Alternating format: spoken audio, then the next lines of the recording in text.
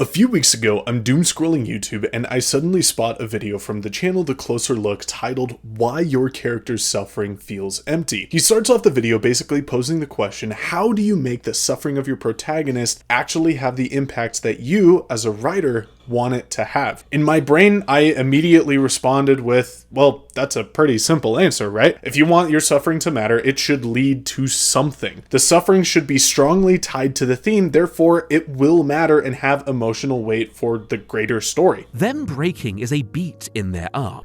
I knew it! This was such an obvious answer to me that I was genuinely kind of surprised that people did not really know that this is how you should write the struggles and dark night of the soul of your protagonist. Now, that isn't to discount anything that The Closer Look says in his video. It's actually a fantastic analysis about theme and how to really exemplify the meaning and purpose of your story through the suffering of your protagonist. Seriously, if you're watching this video and you are not subscribed to him, do it. Like, this guy really knows this stuff way better than I do. But let's go back to my reaction to that video essay for a second. If you have a decent grasp on story structure, then the answer to that question of how do you make your protagonist's suffering make the audience feel things has a really obvious answer. Your whole story is built entirely around your theme, and if major events happening in the story are not connected to your thematic question, that is going to weaken your overall narrative. But just as The Closer Look pointed out in his analysis, a lot of storytellers and writers actually miss this structural framework while writing their stories. It's genuinely a pretty big issue, so much so that once you learn the framework and purpose of storytelling, it is really easy to spot when someone does not fully understand how these individual pieces are supposed to fit together. It's like watching a freshman in college not understand what a thesis statement is supposed to be while writing their academic essay. These storytellers are not grasping the essential pieces of a story and lack the practice and skill to make those pieces work together for the strength and impact of their story. Now, after saying all of that, I'm willing to bet that some of you guys are really excited and ecstatic by what I just said, and some of you are ready to rip me apart in the comments by diving into how storytelling is an art form that does not need all of these hard and fast rules. Now,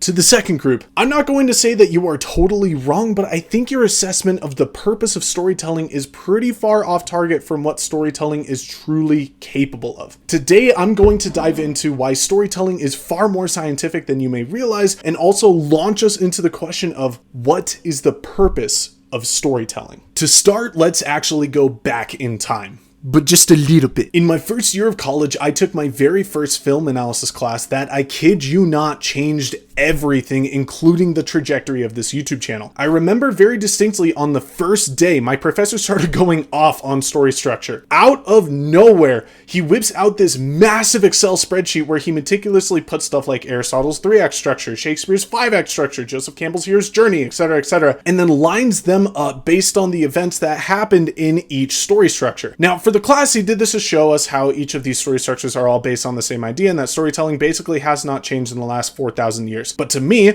all I could think was, holy freak, I'm way out of my depth here. Although I did not know it at the time, this experience was the start of something that was going to define the way I saw storytelling and would fundamentally change how I thought about the stories I wanted to tell. Fast forward a few months, it's spring break, and I'm hungry for some extra credit. For that film analysis class, you could write a lengthy essay going over how a film does or does not work. I chose the does not work option because A, that's more fun to write, and B, I hadn't made a YouTube video in a very long time and I wanted to dip my toes back into that process. During the spring break, I not only wrote the essay complaining about a sequel to one of my favorite films of all time, I also made a video on the rewrite for that very sequel. That video was my Megamind 2 rewrite, and it kind of blew up. When I sent both the essay and the video to my professor, he had one thing to tell me. You should read Save the Cat by Blake Snyder to better understand how to tell stories. Fine, whatever. Then I transferred from the small community college to a university that was about 10 times the size and probably had about 50 times the budget. There I took several film and writing classes, and my brain went nuclear when I learned some of the stuff there.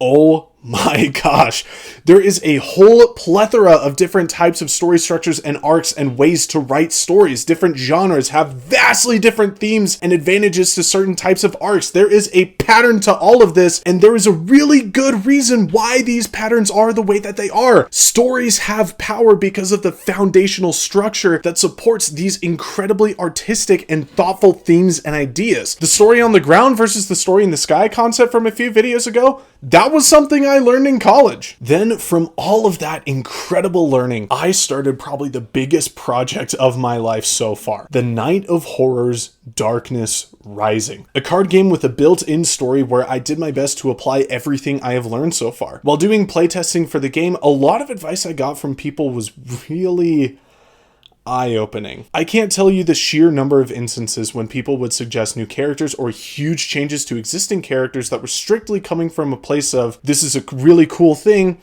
and you should put it in there because I like it. However, I got basically nothing when it came to the structure I was trying to employ, or the arcs I was giving to the characters, or even the overall themes I was desperately trying to implement. That's not to say that I did not get that kind of feedback. I just had to go to some really specific people to get their thoughts on what I've written. And therein lies the issue. Major thematic elements that have kind of become my biggest priority when giving feedback to other people's written work are nowhere near the forefront of most people's minds when they are reviewing a story. This includes avid D&D players who by nature are storytellers when they sit down at the game table ready for their next big campaign. Now, all of this is not to say that I'm better than everyone else, because I'm far more intellectually superior to every artist and writer who walks the face of the earth. That's not true. But I am saying that in the professional writing worlds, the first major pieces of feedback you always receive are about the implementation of your theme and the use of structure in your story, whether that structure be about major plot details or characters, because that is what makes your story emotionally impactful and narratively coherent. From my personal experience with my card game, as well as a whole bunch of blogs and articles I have read giving writing and storytelling advice, it is incredibly clear that there's a massive divide between the well-practiced and published writers and those who self-publish their stories on Amazon. This divide chiefly comes from a misunderstanding of the mechanical and scientific parts of storytelling. The structure, the purpose, the uses of thematic elements, characters, settings, and genres are not as deeply understood and implemented when you approach storytelling as just an expressive emotional art form. This lack of knowledge of these essential mechanical pieces leads to people wildly misunderstanding the greater purpose of storytelling. To better understand that, I want to dive into the innate purpose and function of the horror genre. Why do we tell horror stories? Why does the horror genre exist? You might think that storytellers use horror just to scare people, but that would actually be very wrong. This is a whole PowerPoint presentation from my film analysis class during our horror unit. According to my professor, the reason why a writer will tell a story in a horror genre is so that the storyteller can have the freedom to dive into some really taboo topics. The storyteller can write about ideas and themes that make people really uncomfortable, which is only really possible in a genre that is inherently designed to make people uncomfortable. You have stories like Sinners, which dives into the uncomfortable idea of assimilating into a new culture and how that degrades the culture you are coming from. The Thing discusses how mistrust and manipulation can fundamentally tear people apart. Pan's Labyrinth dissects the experience of growing up from a young girl into a woman and what it means to be a woman and a mother. Even the slasher films like Halloween and Friday the 13th give a very simple message that drugs and flippant sex have their consequences. Are you guys seeing this? There is so much more intention and purpose behind storytelling and the types of stories that can be told than the general story consuming audience realizes. There is a reason why these stories are written the way that they are. This is the science of storytelling. What is science's goal? Well, the whole point of science and scientists is for them to understand the world around them. Scientists do experiments, test ideas, collect data, share what they have learned, and then do it all over again. This scientific method that every middle schooler is familiar with is the basis of science, and it lays the foundation for humanity to understand everything from the tiniest details all the way up to the grandest celestial body in the universe. Storytellers, whether they realize it or not, do all of this as they write and express their imaginative worlds. In practically every story, the protagonist represents an idea, and the antagonist represents either the opposite of that idea, the original idea but corrupted in some way, or some variation of the two. Then the story goes off, and the protagonist and the antagonist engage in the conflict of their two ideas. Perhaps the protagonist's idea is incomplete and needs some evaluation and growth, or that the antagonist can be proven wrong by recognizing the error of their ways and changing their idea, or the antagonist completely changes the protagonist's idea, altering them forever, or the two never come to any solid conclusion and their conflict extends into eternity. Now, there are variations on that structure that I just outlined, and all of those variations are super exciting and interesting, and I really want to dive into them soon. But I want to make it incredibly clear that the bare essence of storytelling is a science experiment. The storyteller is a scientist. Now, these stories will probably not actually dive into questions like how does a black hole form, or what is the powerhouse of the cell, but stories give humanity the opportunity to explore very philosophical and nebulous ideas, things that cannot be experimented on in a lab. Science is to the physical world what storytelling is to philosophy and the human condition. Storytellers are experimenting on the ideas that can only be expressed through imagination and creativity. That is the essence of storytelling. That is why we tell stories. Now, I've already gotten this comment on one of my past videos, so I want to address it really quick. I'm willing to bet that a lot of you heard that whole storytelling is science spiel and immediately countered with, well, storytelling is supposed to be an escape. Movies, books, video games, they're all meant to be entertainment. You are thinking about storytelling too hard, internet man. Ow. Well, that is a totally fair argument. Storytelling is meant to be an escape. I would actually agree with you there. In fact, I have this quote here about fairy tales being an escape.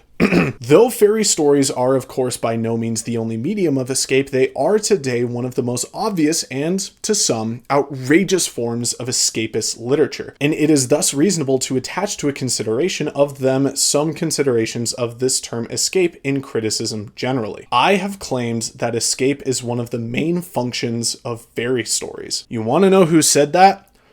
John Ronald Reuel Tolkien, the guy who was responsible for starting the fantasy genre as we know it today, and the master storyteller who wove together one of the most complicated and structured works of fantasy of all time. I want to talk directly to the escapist story consumers for a second here. Yes, storytelling is an escape, but it is an escape for a very specific reason. To quote Tolkien again, why should a man be scorned if, finding himself in prison, he tries to get out and go home? Or if, when he cannot do so, he thinks and talks about other topics than jailers and prison walls? The world outside has not become less real because the prisoner cannot see it. When you use the word escape, what are you escaping to? What are you escaping from? Fantastical worlds where good overcomes evil? Well, how does it do so? What can the prisoner take away from that story? What about that story eases the prisoner's experience while in prison? We often tell these escapist stories as a very specific lesson of good can triumph over evil. Things can get better. Virtues are still pure and should still be held on to. These truths in escapist stories have been verified over and over and over again through billions of experiments across the human experience. These stories are the baking powder and vinegar volcano science experiment. Everyone knows what the result is going to be. We have seen this 100 times. But the reason why so many people keep coming back to it is because it evokes wonder. It is an easy way to get young people into science experiments because the building blocks are so simple. But it is still science. Just as how escapist stories are still scientific stories. We know the results, but we keep doing the experiment because it still makes us feel things. Stories are powerful, but they are powerful because of their structure and their purpose. We would not continue to tell amazing stories if their purpose was so fundamentally weak that it was nothing more than entertainment. We tell stories because it gives humanity an opportunity to explore ideas in a safe environment that will not hurt anyone. At least not physically. It may hurt you in other ways. But stories were ways that early humans could explore things like fear, existential dread, courage, strength, creation, jealousy, love, passion, hate, betrayal, pain, suffering, and joy. And they could do so in a method that felt safe and secure. Because at the end of the day, the story is just the story. But the truths expressed within the story, that sticks with you. That is the reason you keep coming back again and again, whether you realize it or not. And when you employ the structure of storytelling, your ability to have that effect on your audience skyrockets 1,000-fold because you properly experimented on the human experience. Thank you guys so much for watching. I hope that you really enjoyed, and I hope that you have a fantastic rest of your day. If you want more information on that whole Night of Horrors, Darkness Rising stuff that I talked about earlier in the video, links in the description as well as in the end card. Have a great rest of your day. Subscribe, like the video, and that's it. See ya. Bye.